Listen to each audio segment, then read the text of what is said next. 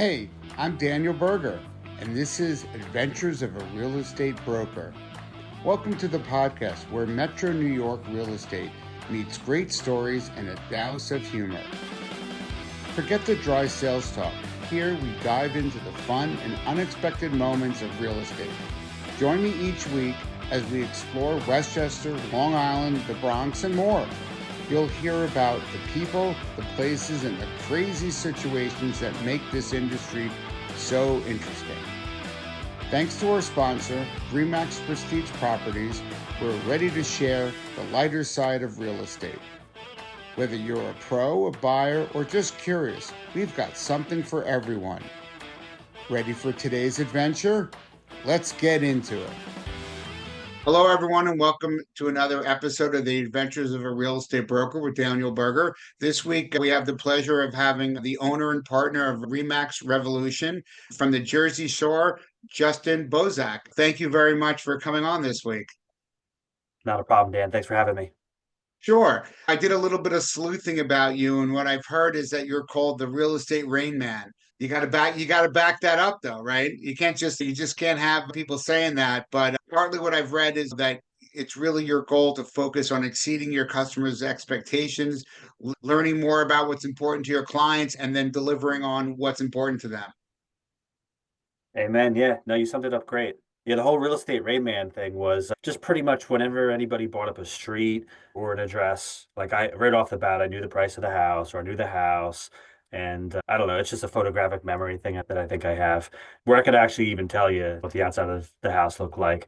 It wasn't every single house, but it just seemed to be like whenever anybody wanted an idea on, hey, I have this listing coming up, or what did you guys think about this house? It was like immediately I knew what house they were talking about. Okay, so there's two ways that you can. Rain Man is someone that's constantly bringing in the business, which I'm sure you're doing as well. But also, you mean more of Rain Man as in the movie, where he had this Yes. photographic memory can repeat back. But you can do both, so certainly something to discuss. But it's certainly good. Obviously, part of why athletes like to practice so much, right, is to get the repetition in. And because the more that you do something, it became, especially like in golf, right, where the more that your hands feel the swing, then when you get up there, it just seems natural. And that's in many things, right? Real estate as well. You've been doing it for a lot of years. I know that you and a bunch of partners started a business back in 2007. What a great time to get in real estate when you're about 1 year out from a pretty big blowout in the market. Yeah, so we were all doing real estate since 03, 04.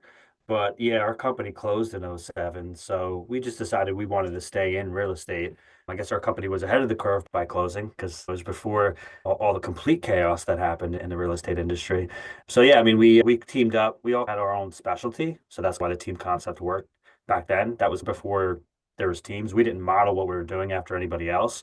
But I was a buyer agent. I specialized just in buyers with the previous company. I had a listing agent. Then I had a guy that was doing just cold calling. Then another guy was a listing agent. Another guy that was a cold caller. So we had our specialties and we knew that it worked. So we wanted to keep that kind of team aspect together. And we created it from thin air. We just assumed that other companies operated like that. We didn't know that other companies really didn't have specialists. We understood that, yeah, they probably weren't doing the volume that we were doing. We found out the traditional sense of real estate was way different from the environment that we were in. So that's interesting that you still work with having such a specialization in buyers and sellers? So we did for some time. So during that time, obviously short sales became a big thing. Short sales were obviously a big thing. So we had one of our partners. He just focused pretty much on the short sale aspect of it, but almost everybody had to take part and deal with a short sale here and there. But you really needed somebody that was in the office all day, able to call banks, able to fax paperwork back when we were faxing stuff in, able to follow up. So it was very paperwork driven and very intensive. So if you were like working with a client and showing homes, you weren't really in an ideal situation to get those short sales pushed along because that process was so tedious. So we kept it for some time. And I want to say probably about 2014, 2015, we merged because we were so busy, I guess, at that time that we were bringing in different agents. So it was almost like then we were by default becoming listing agents solely. And then the agents coming into the team were then becoming the buyer agents. So it was it just morphed organically. We just went with where the market was taking us. even so in today, I'm about 9 years in. I was more in sales and marketing, which is I know marketing and advertising is a little bit more of that's like your expertise right now with Remax Revolution. So we can get into that in a bit. For me, as a newer agent, being new to real estate, but being old in life or middle age in life, I started out without experience where I worked more buyers, right? Because it's easier to drum up buyers via Zillow, Google, Facebook. There's ways that you can get people that are like, oh, I'm desperate. I need a buyer's agent. But because there are people still today that say, I'm a listing agent, I'm a buyer's agent. To me, I couldn't just say that I'm one or the other. Starting out new, I get buyers, but then I realized like 3 or 4 years in, I did 52 years that 3 or 4 years in, and half and 26 were buyers and 26 were listers because people who bought early on became sellers. And it's like an ebb and flow and it's an evolution. So I don't really look at I view it similar to yourself of exceeding customer expectation and satisfaction. I think is that's what it's about. It's about the customer and the client. And they're going to have a journey from maybe renting to buying to selling to getting investment. So I try to look at more about the client and the customer than what their specific transaction is. And I'm going to be able to do whatever their transaction is. So that's how I see it, at least in today's day and age. Obviously, the internet is a lot different and social media and getting clients is so much different now than it was in 2002, 2006, and or for that matter, probably 2017, 18. Things are evolving as things always do. Yeah, absolutely. Yeah, I guess you just graduate at certain points in time, right? When you're running around and doing 40 to 50 buyer deals solely, you don't have time to really do much else. So to me, I enjoyed the personal relationship of working with buyers. I felt you built up a closer bond. At that point, too, I was still like a little bit younger. So I was a little bit more hesitant to go after listings because I felt like my conversion wouldn't be as good. But over time, you learn that the only way to increase your volume or your efficiency is listings because really, you have a max on the amount of buyers you can work with. You're going to max out. Like 50 is crazy. I would never recommend anybody to take on doing 50 buy deals in a year. Like I was literally a madman running around to pull that off. But over time, you'll feel that you find out your efficiency is actually in listings where you can control your time more. Because when you are on the road and you're showing buyers, like what else is slipping? You're not going to be in your inbox. You're not going to be following up with deposits and doing all the normal day-to-day basis stuff. You're not going to be able to cold call. You can't do the marketing, you can't do the advertising. So you get stuck doing that after, like later on in the night or on the weekends when you should be having some balance with your family and doing things with your kids and stuff like that. So buyers really, you get to a point where it's not scalable anymore unless you have a team. But listings are really what are going to create those buyer leads for the team. So you have to graduate, and I had to hone my skills and I had to redevelop who I was and learn how to do different marketing and advertising than what I was doing with buyers and different approach to learn what that conversation is like with a seller versus what it was with a buyer. But when I figured out the concept of how it works, farming, niche, being local, it was like super easy. It was a pretty easy transition. It didn't take me long to figure out like, oh, now this is why I understand why people don't want to necessarily work with a ton of buyers because you go on a listing appointment and you could do a ton of work without having to obviously show like 50 homes, right? So if you're getting feedback or following up with the transaction, you do that all from the office. So now you're in the office environment where you're way more efficient than when you are on the road. It's funny that you say office because I have an office. I just never in it, but my car will be my office. My home's my office. I go to a sporting event and I'm on my phone during the game. And so that's my office. It was funny because I had a deal that I was a buyer's agent and the listing agent happens to be a retired judge. And I don't feel like he even wants to be a listing agent.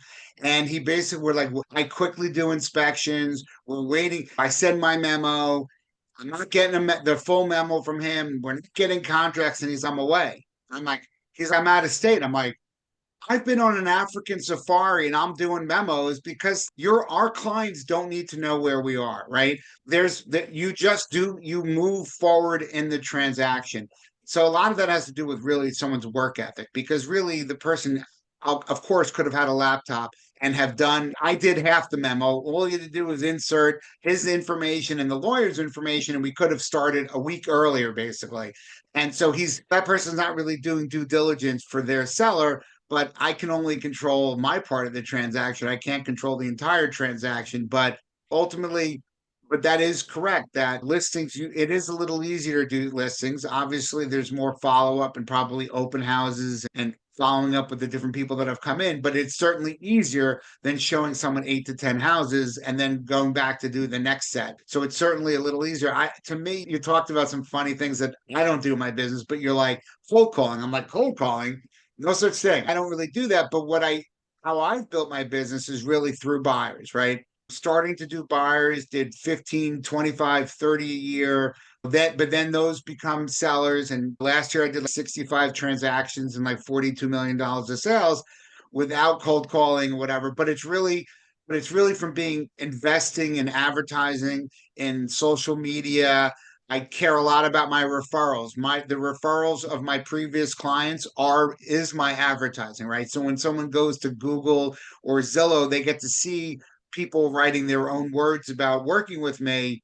And so that's my cold call is using the internet. Because you said the same thing that you talked about scale. So I would argue walking down a street, knocking on a door is cold calling, but so is cold calling via social media. So to say that I don't call, I just don't knock on I'm not a door knocker, but I'm a social media electronic door knocker for sure. So it's how you view it. Ultimately, I think it's getting your name and your image and what you're about in front of people that need to sell and need to buy. Yeah, it's with anything. Just the same thing like being a buyer's agent. You're trading your time for dollars. Cold calling is the same thing. I haven't cold called in 15 years. That was a skill that I had to develop to start business because you can do that really at no cost. But you're spot on. When it came to 2012, 2013, and we started seeing the shift where you could do social media, get yourself out there, do some marketing and advertising, which was way different than it was back in '06 and '07, right? Because when I started out, you were putting ads in the paper, in the newspaper. And then it became more magazines and then Google ads. Then it became Facebook ads. Like we were early adopters on that stuff. So for cold calling, we don't cold call at all anymore. The time shifted, right? We saw the efficiency of marketing and advertising and social media, and we saw the power of the dollar invested in versus my time sitting there making the calls while 100 people in my market are doing the same thing. I'm going to go after I guess, the higher efficiency thing that costs more money to do, but is going to lead to better conversion. And that at the end of the day is what's going to drive your volume. Because when I go on a listing appointment, I'd say 90% of the time I'm up against nobody. So what's the conversion on that? I'm It not better going on be as many. it better be 90%. Yeah, Because some of those exactly. people will decide not to do it, right? So to be Right. fair, you It's couldn't get close. 100. So that's exactly right. And I think it's also you with your 20 plus years of experience, me with like my 9 or 10. Obviously, we're both have done a decent amount of business, but you have to put in the effort, right? So for new agents, you have to want it, right? It's not something that we can't give you. I can't like for and I'm a broker, right? I do selling, but I also mentor. I can't want a newer agent to want it more than they want it. They have to want it. So I have a lot of listings. I basically for the most part give out all of my open houses to people in my brokerage, and a newer agent should be begging me, can I do how many can I do this weekend? I'm thinking like a new agent should be every weekend doing from 2 to 4 open houses, right? I'm like, I can do the morning one, I can do an afternoon one, because that is another way of it's the reverse door knock, right? You're in the door, they're knocking, and they walk in, and not everyone has an agent, or they have an agent, they don't really like their agent, and they're shopping for a house and they're shopping. So that's how I got a lot of business. And it's hard when other people don't understand that even if nobody shows up, which generally doesn't happen. Open houses I find have been really good for me and my agents, but you need to invest your time, and that's a least expensive way of doing it. And if you get one or two and then and people come in and you set them up for alerts, and so that's how you build this database of people. And people might not be, I've had people that have called me 2 years later and they're like, you know what, we saw you at an open house. I'm also a little different. I don't write people's names down. I give them my card. I'm like, if you want something, please call me. So I like that's how I like to work. And I find that I'll get less people that I'm doing work for, which is not bad. And the people that contact me are more serious about it and have led to good things. But newer agents who are twiddling their thumbs on weekends rather than doing open houses at mine or other agents, it's because not everyone's cut out to be a real estate agent. It's you have to be a self-starter. No one, we don't get paid, we don't get a salary, or we don't know where the next check is coming from, except if we keep building our business and then getting the next thing in contract, getting another listing. That's the way that we keep it going. You nailed it. I love open houses. I hear so many agents talk bad about open houses, and I'm like, you just weren't trained effectively at doing them. Even if that buyer walks through the door and that house isn't for them. Yeah, every time you work for a buyer, it's probably 95% of the time the first house they see isn't the house they're going to buy. It's going to be the same thing for the open house.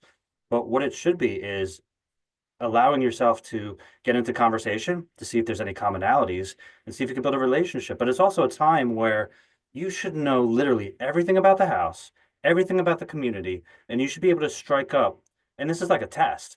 You should be able to strike up a conversation and get that person talking. That is your goal. And if you can start to do that, to me, that's like a mental flex because now you can start doing that in random different places. But the open house, they're coming to you. So you better open And your you're mouth and you and because you're in there with the key, you're considered the expert.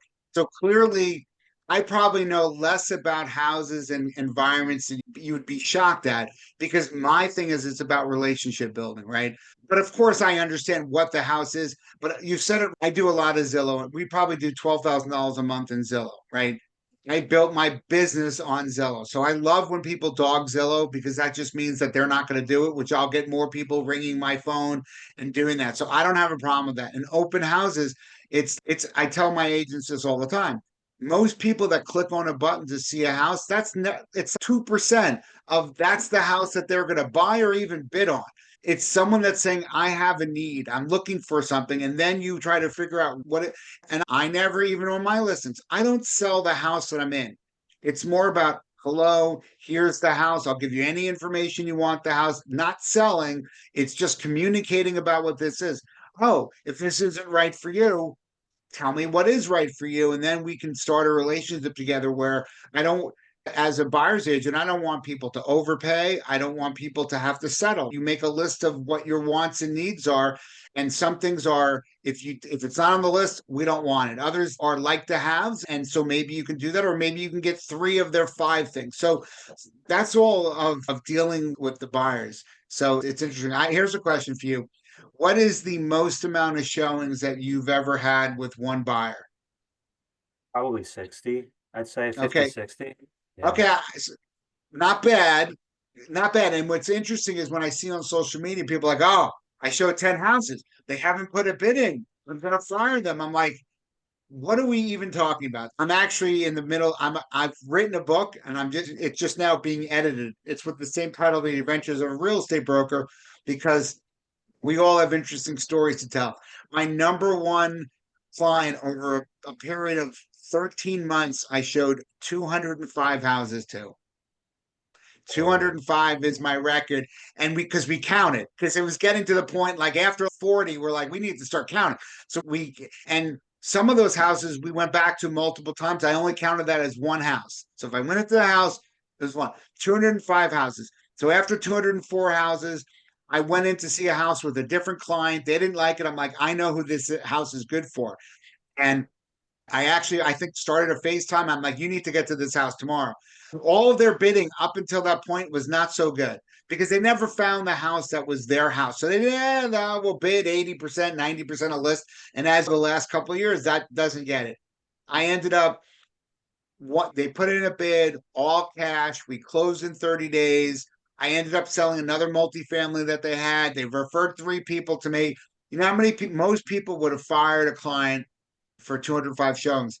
That listing, I think I ended up the commission was like $22,000, right? So it was over $100 a showing, not even including that I got $1 million multifamily house and then two or three other referrals. And they're amazing on social media for me. On social media, they're always like, Danny's the best, he did this. And so it's, you can't buy that, right? In the sense of how amazing that is. So I do think there are people that sometimes, I rarely fire people, but it's, you really try to understand what their needs are, and they had particular needs, and so it was based off of doing that. But 60 is really good.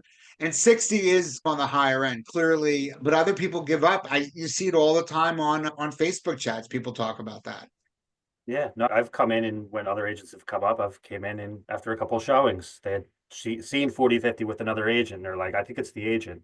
And then I've quickly found them something. But it could have been, hey, they just needed to hang in there. That buyer was going to figure it out. Because sometimes a buyer needs to go through this cycle. And I try to break this in early with the buyer is over all the possibilities for that buyer. They may think, hey, I want to buy in this one town and I want this specific kind of home. And once you are a sharp enough agent, you can understand, that's not really going to be realistic. Let me introduce these other ideas. Let them just tell me no. But at least I'm opening up the ideas to them. So that way we can cut off maybe some lengths of time, months and showings. Because I've found over time, people will figure it out. You have to lead them down the path to actually figure it out. And if you're just a tour guide, then yeah, they're going to just do their own thing and they might come to their own conclusions. But if they figure it out a year late or 2 years late, like what's going to happen within that person's life where they could actually move out of the area, meet another agent, their sister becomes a realtor. So many different things can potentially happen. But at the end of the day, I think the thing is, do you enjoy your time working with that client? Do you feel that client's actually respecting you? Because I'd have no problem showing the right person that I have fun with my clients when I'm out showing Right. homes. We're joking around. I'm making fun of the house. Sometimes we make fun of the seller. It depends on the client. But I have the I don't really sell. Um, I, I I, I I you're I build problem solving, relationships. right? Yeah, I look at So, the house and I say this needs a new roof, it needs a new windows, the so dishwasher needs to go. I'm checking stuff off. The hot water heater was 2002. You got to replace that. I'm problem solving, like you're saying, against it. So that way, when I know it comes to the home inspection, this deal isn't going to die because I already gave them all the information. The home inspector's pretty much going to tell them. yep, we've probably done at least at that. Each of us have done 1,000 home inspections. So when I'm showing a house, I do the same thing. I'm letting them know what, like, if there's a crack in the ceiling, is that from a leak or is it just paint? Is there asbestos in the house? Clearly we're not licensed, but you see that white crumbling stuff, that's asbestos, or it could be, or the tiles are asbestos, or this foundation looks like it's heaving, or the deck's not is not lag bolted into the house. So those are things that we've done it, we've seen it enough times, we know that. And it's always, we're not an expert, but I bet that's what it is. And then when they have the inspection, like, oh yeah, we've already discounted that in our offer. So I think it's very important for us to do that. The funny thing, on my 120, 205 client, they tried to fire me after 45 or 60. They called another agent. The other agent goes, I know Danny Berger. And if you haven't bought a house yet, it's because of you. So that was really, remember He that didn't was, want that smoke. He didn't want to show it was 40 to 60 she no, houses. it was a woman who was like, she was like, I know Danny, and that's not him. So they Yeah. hung with me and then it stopped. But it is important that you so I have clients where they're like, I don't want to split. They're like, I don't want to split. I'm like, then why are you keep giving me splits? So I have to, you can't, that's something that you can't just say on the phone or do via email. You have to go to one and you're like, okay, I'm never taking you to a split again until you tell me that you will buy one. I'm like, why are we here? So but it's a relationship build, right? So I'm probably less into saying that clearly the first time because I haven't met them yet.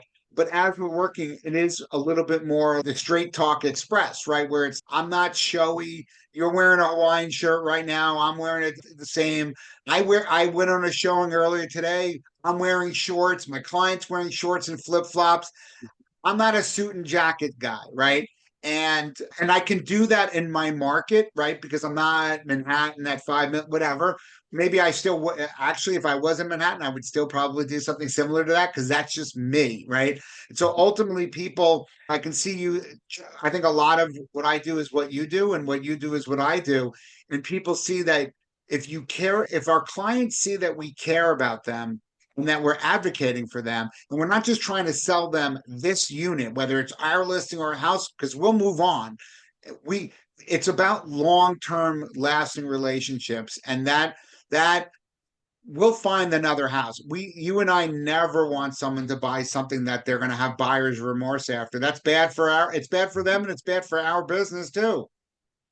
Yeah, I plan on selling that house if they ever want to sell it. So home on a busier road, no, let's not buy that one. Let's buy something in the community where I I know mean, when the prices go so up, unless you want it. Yeah, but well, I'm no, gonna so just I think, but the point of corner, busy road, double yellow line, all of things are important, right? Because we have to say, with a booming market, there's more people that are interested in this house. If the market turns a little bit, this is going to be the last house that they're going to want. And clearly, a house knows is the pricing should already be priced in that it's a double yellow line.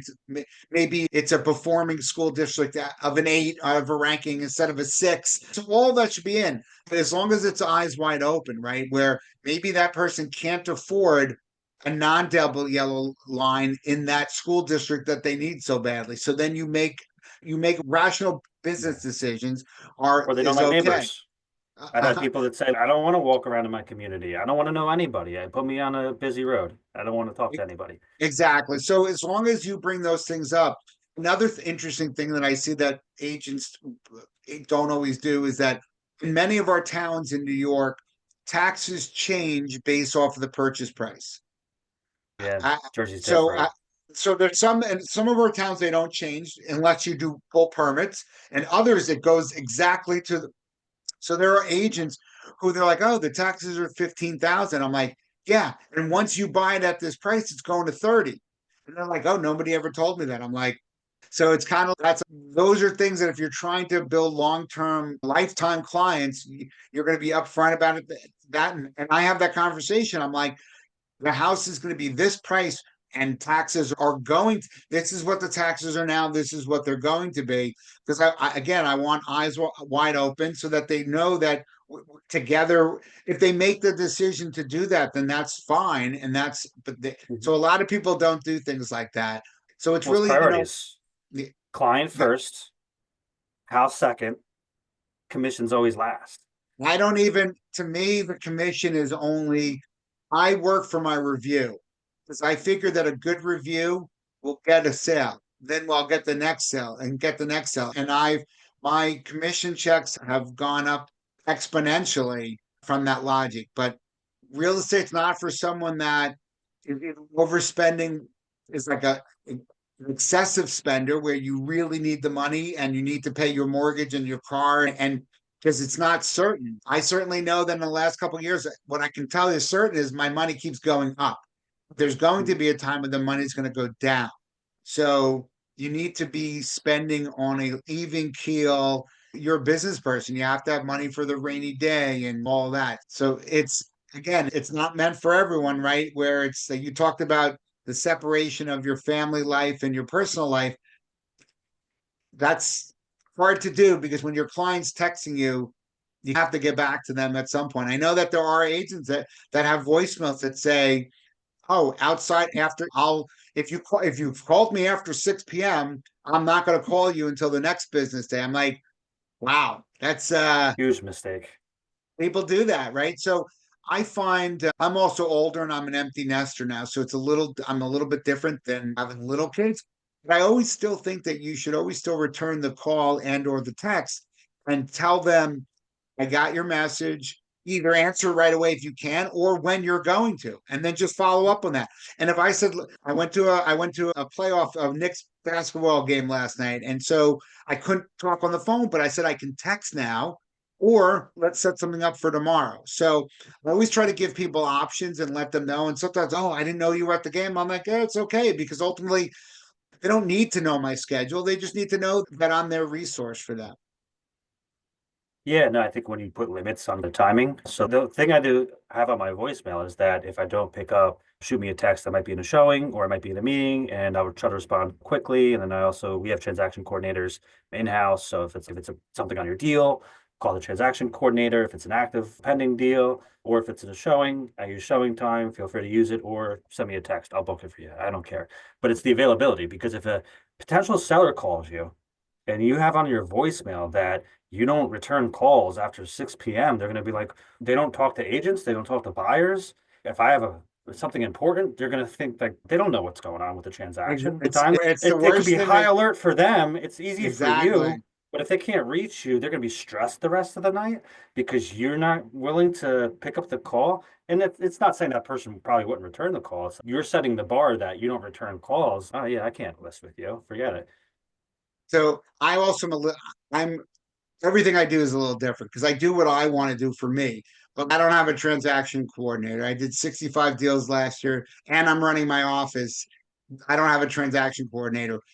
And part of that is that I just did Control. a memo. I did a memo this morning because, and then I'm sending a message back to the agent. I'm like, okay, you didn't give me the full names. You didn't give me their address. I don't have your license number or your, so I'm like, really? But so I'm a broker. I'm doing all the business and I'm doing the memo and you don't even send me your half of the memo. But I was polite because I love the offer and we waived the mortgage and waived the appraisal. So I'm like, okay, I'll make it. So I'm just sending the message. Oh, if you can send me this. So it's really not, again, it is us working together. So she's, oh, I'm sorry. It was her transaction coordinator did it. So it's like, instead of having two transaction coordinators talking together who know nothing about the deal, I like to be involved. And to be fair, doing a memo isn't the hardest thing because I'm using a previous memo and I just got to input, paste a couple of things. It's not the way, and I want to know what's going on with my deal. And I want to know this is Oh what it yeah. is, and I want to get it done right. We always So know I'm always copied on it. I challenge you on the transaction coordinator thing because I know it's just opened up my calendar to be able to just deal with more clients. So they're doing like the stuff, compliance stuff, right? The other agent didn't sign this document, or this other agent hasn't sent something back in, or the mortgage commitments due this date, or the deposit check. This was stuff that I was up late at and part night of, you know doing. what, part of that is because I'm in New York, and New York is different, right? So we're in a lawyer state, right? I know New Right, with Jersey does do contracts. lawyers, but I'm not.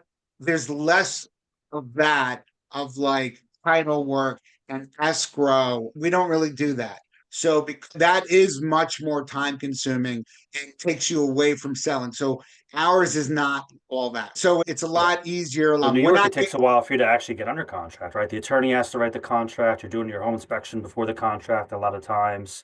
It's reversed, I guess, in some Yeah. ways compared to So New Jersey. I'm licensed in Connecticut too. Connecticut is more like New Jersey, but some in Connecticut you can pick and choose. If I wanted to in New York, I could do what you do in New Jersey. I could tell someone, here's my offer. I want to get in contract with a 10-day inspection period. I could do that. I could get into contract. Generally, it's not done. What I view is that it's better for the seller the way we do it, and it's better for the buyer the way that Yeah, you do it, right? Because you get into contract, the house isn't really on the market anymore, and your buyer's the one that has the 10 days or the 2 weeks. And many times your buyer can go back to the seller and say, nah, we did the inspection, $10,000 worth of stuff. Where hmm, whether it's true or not, it's now been off the market for 10 or 15 days and you've lost that. 100%. So at You some lose your point, leverage, you lose leverage and power and control in a deal as a seller. So as a listing agent in New Jersey, I go through the house with a fine-tooth comb. The same way I would show a buyer the house, I show the seller their own house. And I say, no, we want to address all these things because we want to control it so that way it doesn't come back during the inspection process for your exact reason. I like the way that you guys do it. The only thing is, like in the time, obviously post-COVID, and even now with bidding wars and stuff like that, it's you could spend $1,000 between inspections and then just get bumped out because a new offer comes in. So yeah, there's pros and cons for it, but as a seller in that market, whatever, I control the cards because it is a bidding war environment. Do the inspection or don't buy the house. I don't care. so some people don't do the inspection. The other thing would be, so when I take a listing, if we take an offer and then we do an inspection and we ended up and they don't ask for anything, because if they ask for money off, then all bets are off. Then that's not on us to do anything. If we switch to another offer, in every single instance, I've had my seller pay them back for their inspection in every single case, Yeah, if because you're getting someone's a like, higher offer, right, you're that's getting a fair. higher offer, and sometimes if it's not a bad inspection, you might share it with them as well if they want it. And I've also had that when I'm a buyer. I've never had someone say no when they've gone to somebody else. If you do an inspection and then you start asking for stuff, then you can't really ask for it because you're leveraging that. In your case, so what's interesting is I do walkthroughs before listing, and sometimes that peeling paint shouldn't be there. It's $500 or $1,000 to fix that, but sometimes you don't know. I've sold houses with buried oil tanks that was never tested, or one that was tested, it failed, and I still sold the house. So me removing the tank would have cost more money than what I needed to do. So generally I like to have let it, and also that was an example of one where the person, like, we were running tight, where by the time we sold the house with the reverse mortgage and the tax liens and all that, the seller got $15,000. So if I would have removed an oil tank, there might not, and things could have happened. Sometimes you let it. How did I sell a house with a buried failed oil tank? I don't know. But again, they And the tested right it, it buyer. failed, and the buyer, I gave them some money off, so we didn't have to do it, because removing the tank would have, you had to pull a permit. It would have taken more time. My client in a reverse mortgage, he would have, if I gave him $12,000, I would have spent 12,000 just in the reverse mortgage over those 6 weeks. So that's how I was able to have the seller been like, sure, do it. And the buyers, oh, $12,000. They figured they'll take the tank out themselves on a Saturday when they don't need permits. I don't know what they have to do. It's not my business. My client doesn't own the house anymore. So that's why I think we talked about before, but being smart, having a lot of deals, learning from all of these experience makes us better agents, buyer's agents, listing agents, and teachers and mentors, because we've had so many experiences. And so you're like, you learn from your experiences. Yeah, I think truly the sales aspect of real estate is it's on the bottom. Short term, a lot of people can trick the system and you can be a good sales agent. But if you don't have the other factors of building relationships, investing into your business, like you'll get found out real quickly. I've seen some agents that start off quick because they're either good on the phones or they're good in person, but then they don't show up. They don't do the things that they're supposed to do. They're not answering calls, like they forget about the client. And then all of a sudden, yeah, you might have tricked the client the one time, but when they go to sell again or do something again, they're not calling you. They're going to call somebody else. And this business, if you're going to be in it for the long run, the client referrals and them potentially selling and moving again, and that's where the value of actually doing the work up front is, not just pulling off a sale just to it's another sale to make a couple bucks for that year and then you're just on to the next one. I have a guy that came onto our team and he still to this day is cold calling and he does nothing with client appreciation, nothing with client follow-up. It's just turn them and burn them, and he's still in the wheel. And I'm like, dude, like I told you the system years ago when it was just me and we had a team of maybe 12 agents. And now I have an army. We have 170 agents in the agency, and I'm not doing the same things I was doing 12 years ago, but you are. So Right. who's doing it right and who's doing it wrong? I don't know. You can argue with me all day, but when you invest in your clients, when you truly care, and it's like the easiest thing to do is tell the truth. But for salespeople, right, they're always on the fringe because they just want to If, push you into a sale, but that's not the right thing for if that you if person or you're a relationship. customer appreciation is so important. I gift give every year for Thanksgiving, because it's a way that I can give my gratitude to people. I spend 13 to $15,000 a year on my past clients, giving them gifts. This year I did a throw blanket that was like, it was a woven, really nice blanket that had Remax Prestige properties in it. And there was a little leather thing on the corner that was sewn into each blanket that said, with gratitude, and my name and phone number. So it was Perfect interesting. branding, use, And it's a touch. I had it FedEx to everybody. And then I started getting people having their kids wrapped in it. They're more so with pets. And so I started doing some social media of, here are some of my clients for around Thanksgiving. And so again, it's so people are asking me, oh, for that, and what are we going to do this year? And I've done like pies, but I don't make people come to my office for the pie. Yeah, The deliberate. first couple of years I delivered it. Then I had it. Then I did gift cards, and so I think it's very important to give back to people. I had a in January we had a dinner. It was 10 of us, including my wife, so 8 clients that all started from one Zillow lead. That Zillow lead turned into, I think it was 12 transactions. And so we had a $2,700 steak dinner on me, for me just thanking all of them, because it turned into their relatives, it turned into their friends. Two of the people at the table I showed one house to. One bought something for $975,000. That was the only showing I had, and I got the house for them. And someone else, I didn't even show it to them because I happened to be on a family trip. I paid someone to open the door, and that night I'm already putting in the offer. And I hadn't met them until the closing. I didn't need to because I was able to get it done. And I came with a past history of helping their friends and family. So they knew I was the guy. And they even knew I was more the guy because I wasn't even there. So it was my pleasure to have such a beautiful dinner. We had the seafood towers. We ordered so much food that they were taking the food away. They were like, there was like one of the seafood towers barely got touched.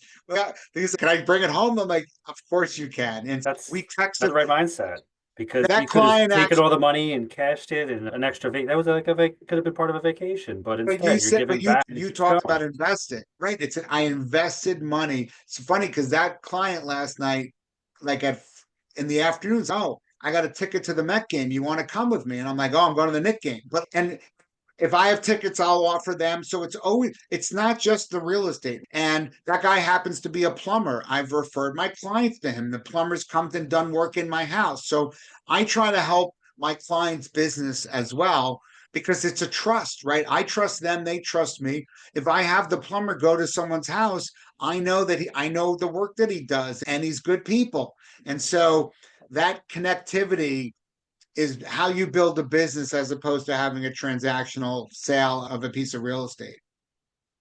Yeah, absolutely. You build your own community, and that's the way to look at it. And I think that's not how most agents look at it. And I've been teaching that even lately with some of my agents is even just getting back to just focused on more face to face with your clients. Invite them out to coffee, invite them out to lunch, get across from the table. Not just a call, not a text, not a Facebook message, because things like that are declining in today's society where people aren't doing that at all anymore with even their best friends. So having the time to take out with somebody and spending an hour or two and being able to invest in them and maybe even helping them out with whatever problems they may have or just being somebody that they're like, oh wow, like I didn't realize you're more than a realtor and you're willing to listen. Because by nature, I think the best realtors are problem solvers. So it carries over into like real life situations. And my favorite conversations are with just other entrepreneurs, not necessarily real estate by any means. Food businesses and restaurants and electricians and plumbers and just different things that I can see from the outside looking in. And then they do the same thing with their business. And it's not necessarily you need to exchange business with me, or it's not like a networking group or anything like that. It's just relationships. Can you create real lasting relationships with people when there's no exchange of money on the other side? And can you build this sphere of people that you can trust and that also care about you? And it's natural and it's not driven by greed and it's not driven by money. And if you can accomplish that, you could literally, if I called 5 people today and say, meet me here at 4 o'clock, I'm not even going to tell you what it's for because I just did this yesterday. And they all came because it's trust. They know that if I need something that I can call and they'll actually respond. And I feel like most agents aren't looking at it that way, right? They're just looking at, I have my 9 to 5, I'm going to make my calls, I'm going to do what I can do, and then I'm going to go home. But they're not putting the effort into face to face anymore because we're so heavily relying on social media. And I love social media and I love video. So don't get me wrong. That's definitely a tool you want to be using, but you also don't want to lose that face to face concept because I can tell you, I have younger agents in my office that are really good with social media that are not good socially.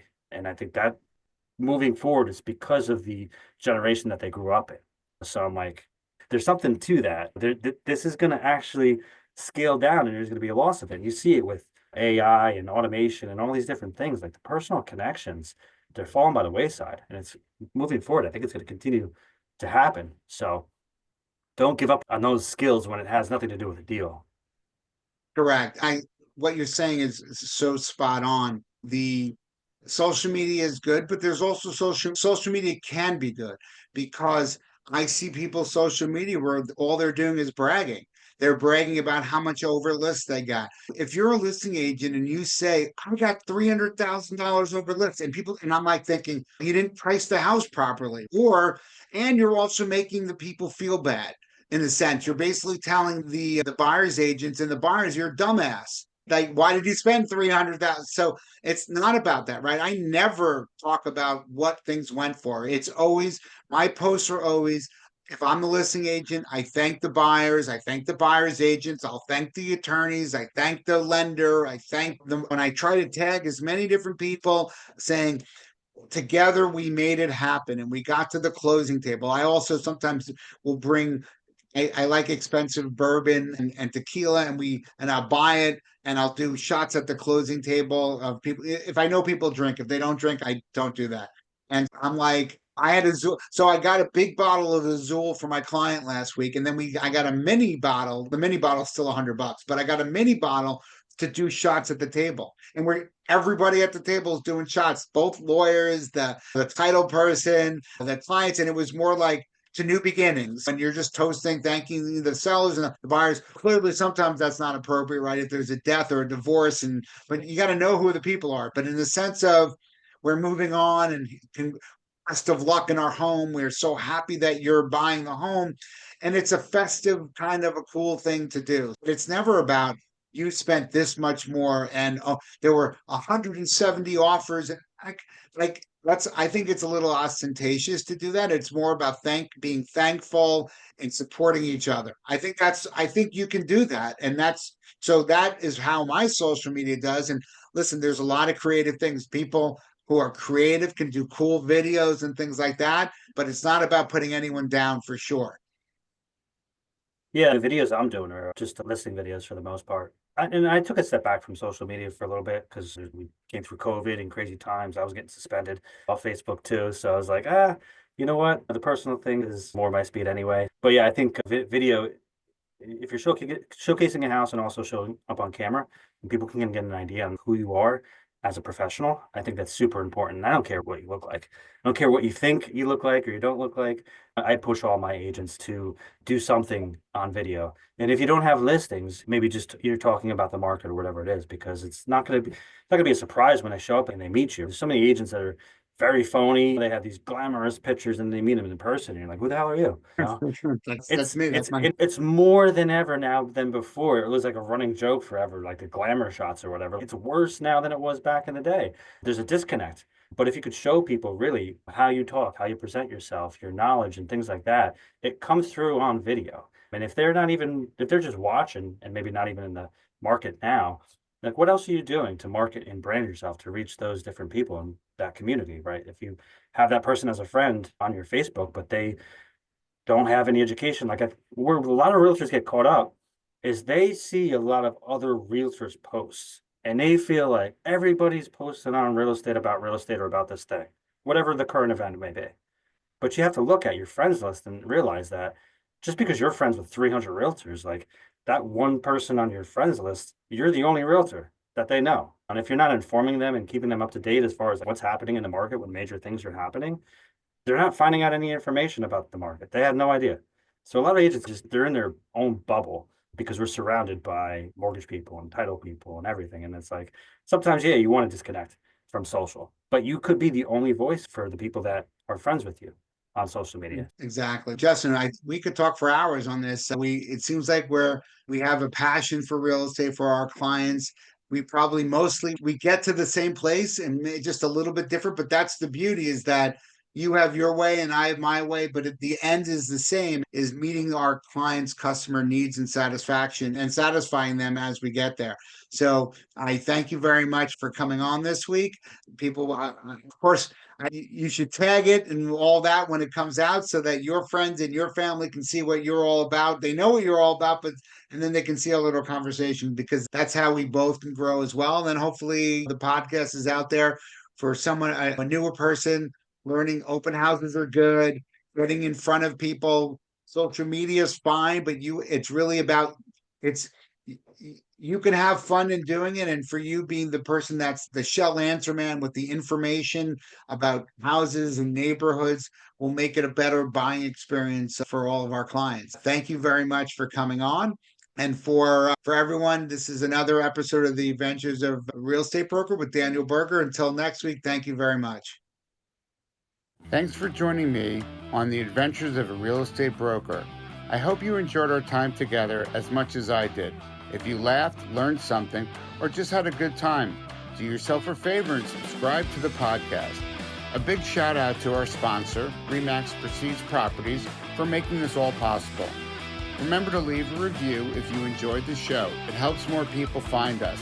Until next time, keep it real, keep it fun, and keep exploring the adventures in your neighborhood. I'm Daniel Berger, your New York Realtor, and I'll see you in the next episode.